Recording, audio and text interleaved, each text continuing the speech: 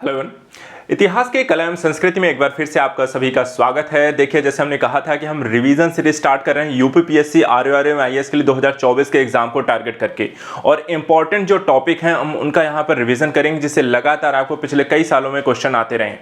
ऐसा ही आज का एक टॉपिक है इतिहास एवं कला संस्कृति में। आप पढ़ते हैं भारत के जो शास्त्रीय नृत्य हैं, 8 तरीके के ये नृत्य हैं, हम उनके बारे में आज यहाँ पर रिवीजन करने वाले हैं। क्या है ये नृत्य, किस क्षेत्र में होते हैं, हर नृत्य की यहाँ पर अपनी क्या विशेषता है, इससे संबंधित यहाँ पर नर्तक या फिर कह सकते हैं कलाकार कौन कौन से हैं, उनसे संबंधित यहाँ पर अन्य वाद्य यंत्र कौन से हैं। अर्थात एक नृत्य के बारे में लगभग हर एक आयाम, हर एक जानकारी को पढ़ेंगे। रिवीजन करने के लिए यहाँ पर हमें देखिए जाए, एग्जाम के लिए यहाँ पर जरूरी जो पहलू हैं हम उनको यहाँ पर टारगेट्स कर रहे हैं, जहां से आपको आने वाले जो प्रश्न हैं वहां पर आप उसे हल करने में आसानी हो, साथ ही टू द पॉइंट आप एग्जाम के लिए अपनी प्रिपरेशन को अंजाम दे सकें। और रिवीजन को यहाँ पर देखा है, हिस्ट्री जैसे टॉपिक्स में आपको अगर इंपॉर्टेंट टॉपिक पता है तो आपके यहाँ पे कम समय में तेजी से तैयारी की जा सकती है। तो चलिए देखते हैं इतिहास एवं कला संस्कृति में भारत के शास्त्रीय नृत्यों की विशेषताएं क्या हैं, और यहाँ पर देखा जाए ये एक दूसरे से अलग भी कैसे हैं। ध्यान से जुड़िए मेरे साथ। देखिए, हर एक वीक आपको ये वीडियोस मिलती रहेंगी, इसलिए रेगुलर रूप से यहाँ पर फॉलो जरूर करते चलिए। सबसे पहले जब हम शास्त्रीय नृत्य के बारे में बात करते हैं तो आपको यह पता होना चाहिए कि शास्त्रीय नृत्य होता क्या है, इनकी अपनी विशेषता क्या है, ये दूसरे चीज से अलग कैसे हैं, और ये क्या प्रदर्शित करना चाहते हैं अपने कला के माध्यम से। देखा जाए इसमें सबसे पहली जो चीज है अंग। भारत के जो शास्त्रीय नृत्य होते हैं ये मूल रूप से आपको अंग, प्रत्यंग, मनोभाव के साथ की गई एक नियंत्रित यति और गति को नृत्य कहा जाता है। अर्थात नृत्य एक ऐसी कला है जिसमें डांस फॉर्म के साथ साथ यहाँ पर आपको भावाभिव्यक्त की जाती है। कुछ नाटक यहाँ प्रदर्शित किए जाते हैं, अपने चेहरे के हाव जो कह सकते हैं मुद्राएं जो होती हैं उनके माध्यम से यहाँ पर चीजों को प्रदर्शित करने की एक कला है।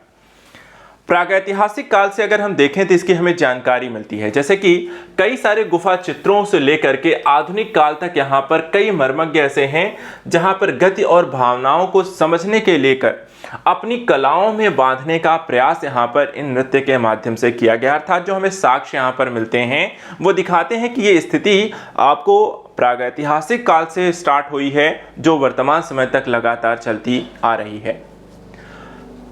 भरत मुनि के बारे में कहा जाता है कि भरत मुनि एक व्यक्ति थे जिन्होंने द्वितीय शताब्दी ईसा पूर्व का एक यहाँ पे लिखा था नाट्य शास्त्र, और इस नाट्य शास्त्र में अगर देखा जाए तो शास्त्रीय नृत्य पर प्राचीन ग्रंथ के रूप में इसे माना जाता है। अर्थात कि नाट्य शास्त्र के अगर कई बार आपसे क्वेश्चन ये पूछा गया है नाट्य शास्त्र किसके द्वारा रचित है, तो भरत मुनि के द्वारा रचित है, द्वितीय शताब्दी ईसा पूर्व रचित है। किसके बारे में है, तो यहाँ पर देखिए नाट्य शास्त्र में नाटक, नृत्य और संगीत के बारे में जानकारी मिलती है। अर्थात शास्त्रीय नृत्य के बारे में एक तरीके का प्राचीन ग्रंथ है। कला की स्रोत का एक पुस्तक भी यहाँ पर आपको नाट्य शास्त्र को माना जाता है। इसके अलावा अगर आपसे पूछा जाए कि भारतीय नृत्य कला को कितने वर्गों में डिवाइड किया गया है, तो देखिए 2 तरीके के हैं। एक जो कि शास्त्रीय नृत्य है जिसको आज हम यहाँ पर पढ़ने जा रहे हैं, दूसरा जो कि लोक नृत्य होते हैं। कई अलग अलग क्षेत्रों में कई अलग अलग तरीके के लोक नृत्य होते हैं, और इस पर भी कई क्वेश्चन आपसे एग्जाम में पूछे गए। इसको लेकर के हम अलग से वीडियो बनाएंगे और यहां पर फिर समझने का प्रयास करेंगे कि किस क्षेत्र में कौन से लोक और साथ ही साथ जनजातीय नृत्य यहां पर भारत में होते हैं, तो उसको अलग वीडियो सीरीज में लेकर आएंगे। अब यहाँ पे जो शास्त्रीय नृत्य है जहाँ शास्त्र सम्मत शास्त्रानुशासित होते हैं, लोग जनजातीय संदर्भ में अलग अलग स्थितियों के बारे में अपने स्थानीय और जनजातीय समूहों के द्वारा संचालित किए जाते हैं, तो दोनों ही अलग तरीके के हैं। ठीक है, जहाँ शास्त्रीय नृत्य होते हैं शास्त्र सम्मत एक कला, विधा, शैली, हर तरीके के प्रक्रियागत चीजें हैं, वहीं पे जनजातीय और लोक नृत्य जो है अपनी अपनी क्षेत्र स्तर की विशेषताओं से युक्त यहाँ पर आपको देखे जाते हैं। इसमें कोई निर्धारित आपको नियम या व्याकरण आपको देखा जाए तो लोक नृत्यों में नहीं होता है। वहीं भारतीय शास्त्रीय नृत्य की बात करें तो इसमें 8 प्रमुख शैलियां होती हैं। 8 के नाम ध्यान रखिएगा, कई बार ये क्वेश्चन आपसे हो सकता है पूछा जाता है, जिसमें आपको एक ऑप्शन नहीं है ऐसा चूज करने का ऑप्शन है। तो इसमें कथक, भरतनाट्यम, कथकली, मणिपुरी, ओडिसी, कुचिपुड़ी, सत्रिया, मोहिनीअट्टम जैसे यहाँ पर आपको डांस आते हैं।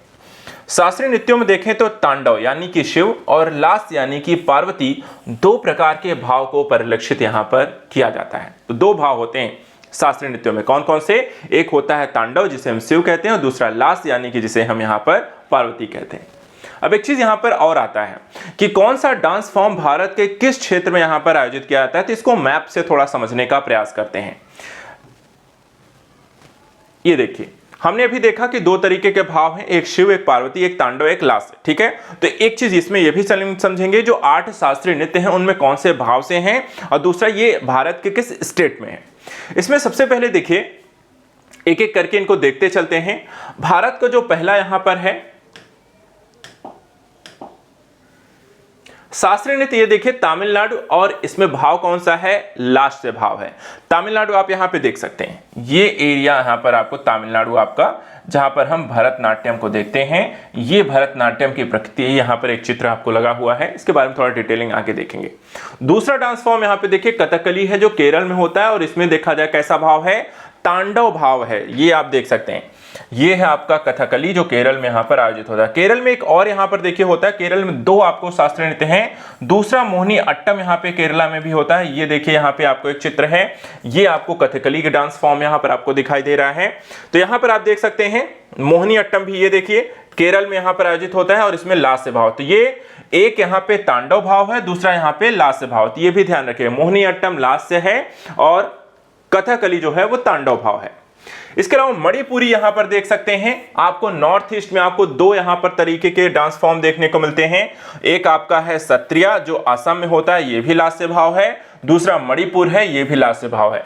तो यहां पर आप देख सकते हैं, ये रहा असम जिसमें सत्रिया होता है, और ये रहा आपका मणिपुर जिसमें यहां पर मणिपुरी डांस होती है।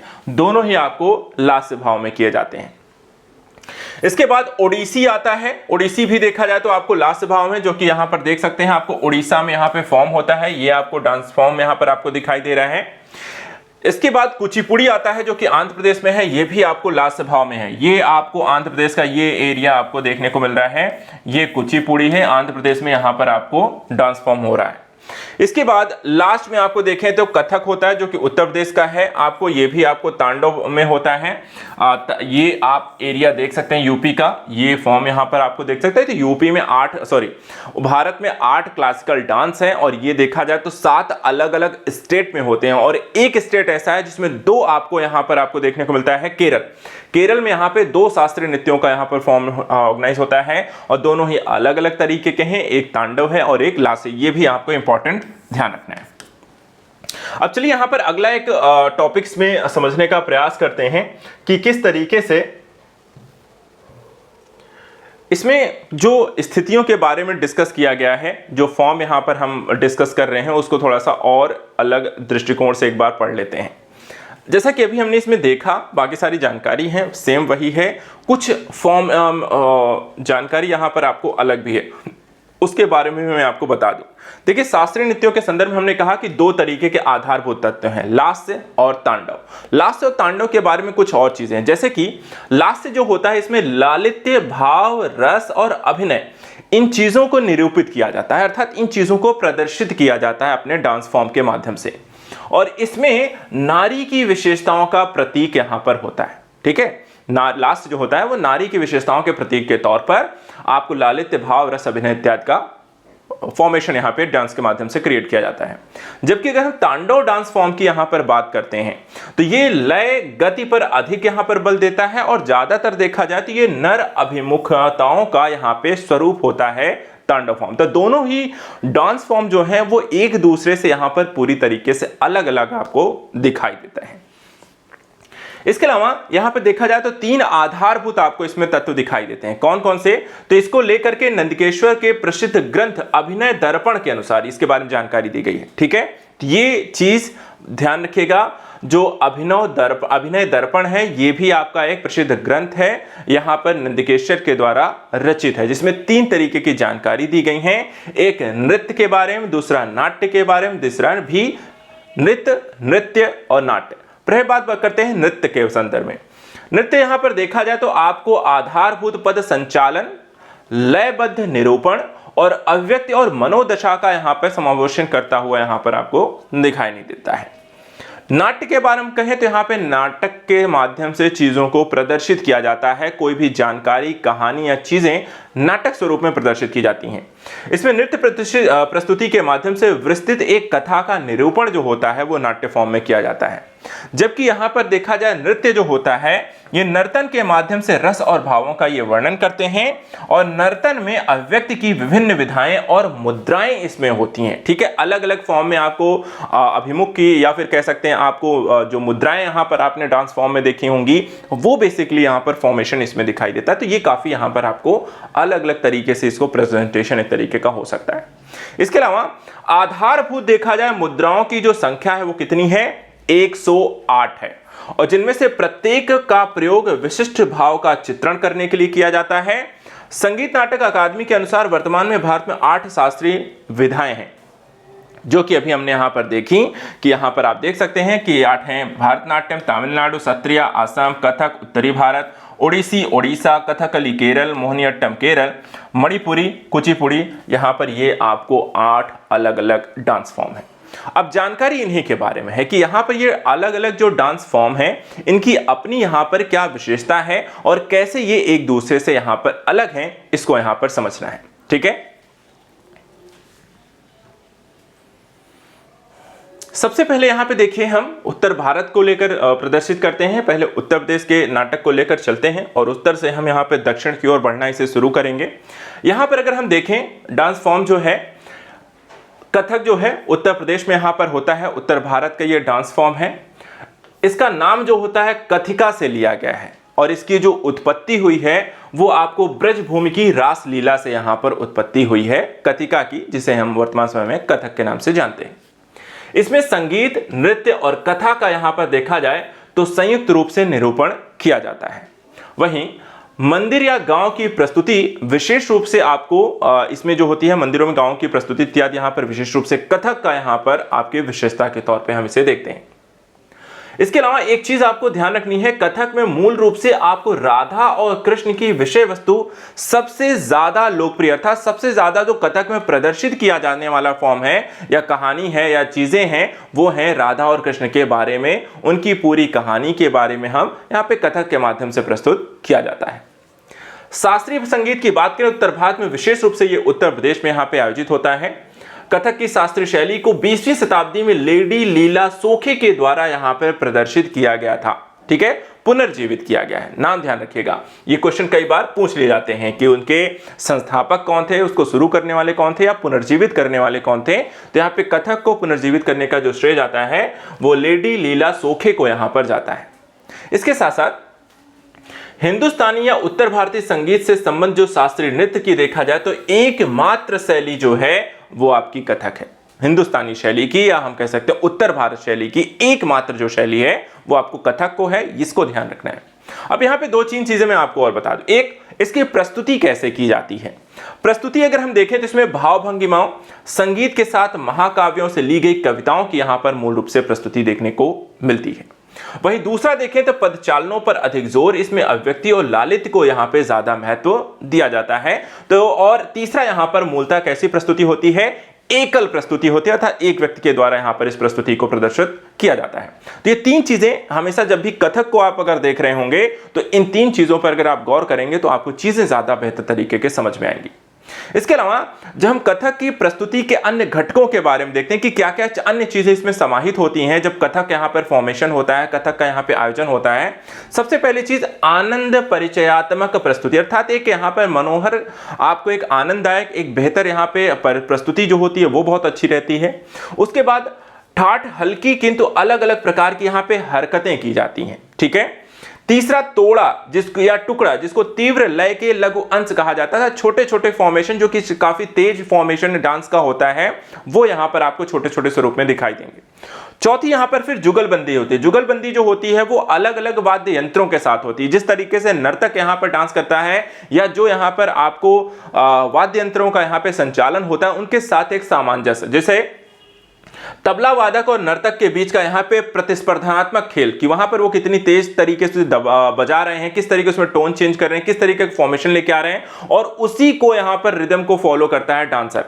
इसके साथ साथ पढ़त, पढ़त का मतलब होता है नर्तक जटिल बोल का पाठ कर नृत्य द्वारा उसका प्रदर्शन करता है। अर्थात कि जैसे होता है कि आदमी गाने जो होता है बोलता है और उसी को डांस भी कर रहा है उसी गाने को, ठीक है, वैसा ही कथक में है कि चीजों को पद को बोलते हुए उसी पर डांस फॉर्म करते रहना। ये आपको कथक की प्रस्तुति के यहाँ पे 5 घटक हैं, ठीक है। तो यहां पर देखा जाए आनंद हो गया, दूसरा ठाठ हो गया, तोड़ा और टुकड़ा हो गया, जुगलबंदी और पढ़त। यहां पे 5 अलग अलग घटक होते हैं आप में कथक के अंतर्गत। इसके साथ यहां पे तराना होता है। तराना जो समापन से पूर्व विशुद्ध लयात्मक संचालन की एक स्थिति होती है। उसके बाद फिर आता है क्रमालय। क्रमालय के अंतर्गत कथक में क्या करते हैं, इसमें समापनकारी अंश जिसमें जटिल और तीव्र पद चालन का समावेश होता है। अर्थात कि धीरे धीरे कथक के यहाँ पे समापन की ओर जब हम बढ़ते हैं तो यहाँ पे डांस फॉर्म ज्यादा जटिल होता जाता है, कठिन यहाँ पर आपको पद आते हैं और आपको मुद्राएं और अन्य यहाँ पे घटनाक्रम और तेजी से यहाँ पर हो रहा होता है, जिसको हम समापन की ओर देखते हैं। और अतः गत भाव बिना किसी गायन के किया गया नृत्य की विधा, जिसे हम कहते हैं यहां पर गत। तो इस तरीके से पूरा यहां पर कथक के प्रस्तुति के इन घटकों के माध्यम से इसके समापन की ओर बढ़ते हैं। अंतिम यहां पर जो होता है कि प्रसिद्ध जो प्रतिपादक रहे हैं अब तक हम देखें कथक में, तो इसमें आपको बिरजू महाराज हैं, लच्छू महाराज हैं, सितारा देवी हैं, दयंती जे जोशी हैं। वाद्य यंत्रों की बात करें यहाँ पे जो प्रयोग किए जाते हैं कथक में, उसमें आते हैं तबला, पखावज, सारंगी और सितार। ये यहाँ पर आपको मूलतः कथक में प्रयोग होने वाले आपके वाद्य यंत्र हैं। तो ये 2 चीजें यहाँ पे प्रसिद्ध प्रतिपादकों को लेकर भी क्वेश्चन कई बार पूछा गया है कि कथक को निम्नलिखित में से कौन से यहाँ पे संबंधित नहीं है। और यहाँ पर बिरजू महाराज, लच्छू महाराज जो हैं, सितारा देवी, इन पर लगातार क्वेश्चन आपको एग्जाम में आया है, तो इनको आपको ध्यान रखना है। एक डांस फॉर्म यहाँ पे और भी देखते हैं। दूसरा डांस फॉर्म यहाँ पे देखिए सत्रिया है, ठीक है। सत्रिया जो नृत्य होता है ये आसाम में होता है। आइए देखते हैं ये आपको कथक से अलग कैसे है, इसकी अपनी यहाँ पे क्या क्या विशेषताएं होती हैं। सत्रिया की अगर हम यहाँ पे बात करते हैं तो इसकी जो प्रस्तुति है ये आपको 15वीं शताब्दी में श्रीमंत शंकर देव के द्वारा संचालित की गई। तो सत्रिया असम का होने वाला यहाँ पे डांस फॉर्म है जो कि 15वीं शताब्दी में शंकर देव के समय प्रारंभ हुआ। आधार क्या है, आधार देखा जाए तो इसमें आपको वैष्णव आस्था है, ठीक है। वैष्णव जो धर्म में आस्था, वैष्णव में जो आस्था रखने वाले लोग हैं उस डांस फॉर्म को यहां पर वैष्णव धर्म के अंतर्गत यहां पे इसको हम संचालित करते हैं। स्रोत क्या है, वैष्णव मठ। यहां पे सत्र एक वैष्णव मठ है जहां से इसकी प्रारंभिक एक स्थिति शुरू हुई। इसमें विष्णु की पौराणिक कथाओं का यहां पर मूलतः समावेश होता है। अर्थात भगवान विष्णु की अलग अलग जो कहानियां हमने सुनी हुई हैं उनको यहां पे प्रदर्शित किया जाता है असम के सत्रिया डांस फॉर्म के माध्यम से।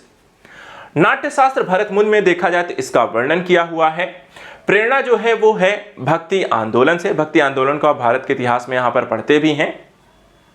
शास्त्रीय नृत्य के रूप में इसे मान्यता मिली है वर्ष 2000 में, ठीक है। तो 23 साल हुए हैं अभी इसको यहाँ पे शास्त्रीय नृत्य के रूप में मान्यता प्राप्त हुई है। 2000 में यहाँ पर देखा जैसे डांस फॉर्म माना गया, क्लासिकल डांस फॉर्म यहाँ पर माना गया है। इसमें पुरुष भिक्षुओं के द्वारा समूह में किया जाता है और भोकोट के रूप में इन्हें जाना जाता है। तो सबसे पहली चीज देखा जाए कथक यहाँ पर एकल होता है, जबकि हम यहाँ पर शास्त्रीय सत्रिया नृत्य को देखें तो ये आपको ग्रुप यानी कि ग्रुप डांस है या समूह में किया जाने वाला डांस फॉर्म है, जिन्हें हम यहाँ पर पुरुष भिक्षु होते हैं, महिलाएं नहीं होती हैं, जिन्हें हम भोकोट यहाँ पर कहते हैं। तो ये कुछ स्पेशल थिंग्स हैं, इंपॉर्टेंट फैक्ट है जिन्हें आपको ध्यान रखना है। इसके बाद अगर हम वाद्य यंत्रों की बात करते हैं, वाद्य यंत्रों की अगर हम देखें तो इसमें आपको ढोल आता है, झांझ आता है, मंजीरा जिसको हम कहते हैं, और बांसुरी आता है। ये 3 चीजें वाद्य यंत्रों के तौर पर इसमें हम प्रयोग करते हैं। इसके बाद एक वर्ड इसमें बहुत ज्यादा प्रयोग किया जाता है, अंकिया नाट। अंकिया नाट क्या होती है इसको समझते हैं, जो कि सत्रिया नृत्य से संबंधित है। सबसे पहले देखिए यहाँ पे अंकिया जो नाट है इसमें आपको सत्रिया के प्रकार आते हैं, किस किस प्रकार के यहाँ पर डांस फॉर्म है। नाटक और नाट्य संगीत दोनों का इसमें समावेश किया जाता है। भावना के नाम से देखा जाए तो अंकिया नाट को भी हम जानते हैं। बजावली भाषा में इसका लिखा गया है और भगवान श्री कृष्ण की कथाएं देखा जाए तो इसमें मूलतः सुनाई जाती हैं, जिसे हम अंकिया नाट्य कहते हैं। इसके अलावा वेशभूषा कैसी है, मुख्य रूप से जब सत्रिया नृत्य को डांस फॉर्म जो होता है उसको ऑर्गेनाइज किया जाता है, जो कहते हैं जो भोगोट होते हैं वो किस तरीके के डांस चीज़ों को पहन कर करते हैं। तो यहाँ पे देखिए जो पुरुष नर्तक होते हैं वो धोती पगड़ी पहनती है, और जो महिला नर्तक यहाँ पर आपको होती हैं वो पारंपरिक असमिया आभूषण घुरी और चादर यहाँ पर आपको पहनती हैं। इसको मूल रूप से आप यहाँ पर देख सकते हैं, ये यहाँ पर सत्रिया डांस को यहाँ पर फॉर्म करने वाली महिलाएं हैं, और उनकी वेशभूषा को आप यहाँ पर बेहतर तरीके से देख सकते हैं और समझ सकते हैं। अंतिम तौर पे आधुनिक समय में यहाँ पे सत्रिया की दो अलग अलग धाराएं यहाँ पर देखने को मिलती हैं। एक है जिसे गायन बायनर नाच कहते हैं, और दूसरा यहाँ पे खरमार नाच यहाँ पर आपको। तो ये दो तरीके के डांस फॉर्म यहाँ पर आपको ऑर्गेनाइज किए जाते हैं। देखिए आज की वीडियो हम सिर्फ दो डांस फॉर्म को ले रहे हैं और उसकी बाकी जानकारी मैंने आपको दे दी है। रिवीजन को यहाँ पर थोड़ा थोड़ा छोटा छोटा लेकर चलेंगे।